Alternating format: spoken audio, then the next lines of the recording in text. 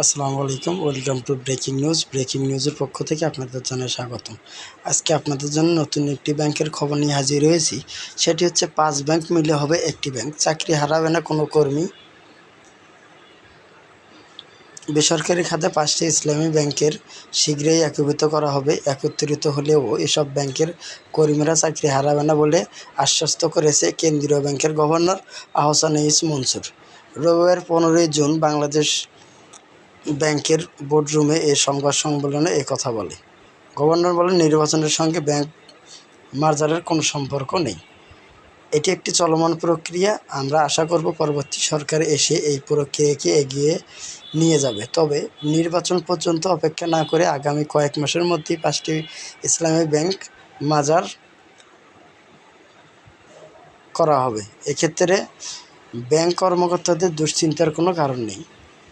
তবে প্রয়োজনে শাখাগুলো স্থানান্তর করা হবে। যেসব ব্যাংকের শাখার শহরের বেশি, যেসব ব্যাংকে গ্রামে পাঠানোর ব্যবস্থা করা যেতে পারে। সাংবাদিকদের এক প্রশ্নের জবাবে গভর্নর বলেন, পাচারকৃত উদ্ধার প্রক্রিয়া ধাপে ধাপে অগ্রসর হতে হবে। আদালতের চূড়ান্ত রায় ছাড়া কোনো সম্পদ উদ্ধার সম্ভব নয়। এজন্য সুনির্দিষ্ট তথ্য উপাত্ত সংগ্রহ করে আইনি নথিপত্র তৈরি করতে হবে। তিনি বলেন আরও যে, আমরা চাই আন্দোলনের মাধ্যমে যাচাই হোক যে আমাদের দাবি যথাযথ কিনা। আদালতের সিদ্ধান্ত ভিত্তিতেই অর্থ উদ্ধার সম্ভব হবে।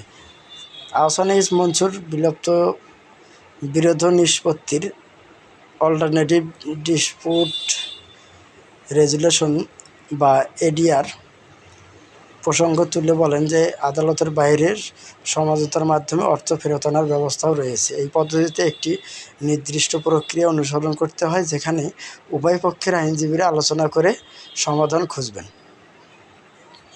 তিনি আরও জানান, কোনো পথের এগোনো হবে না। আদালত নাকি এডিআর, সেটি নির্ধারণ করবে সরকার। সরকারের নির্দেশনা পেলেই বাংলাদেশের ব্যাংক সম্পদ উদ্ধারে প্রয়োজনীয় প্রস্তুতি সম্পন্ন করে আইনজীবী নিয়োগ করতে পারে।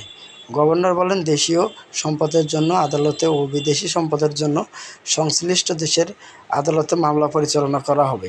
একই লক্ষ্য প্রস্তুতি চলছে।